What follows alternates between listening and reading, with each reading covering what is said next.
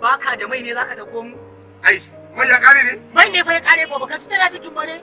ai ki banza a to kai malam baka tsira ba ne ka taso mu shooting ba za mu je yanzu nan shaf shaf ku ya hukuri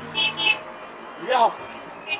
yanzu nan na sha man na naira 2000 amma ban samu ma naira 2000 ba kai sannan da Allah ya kawo mana sauki Tinubu kan mai da tallafi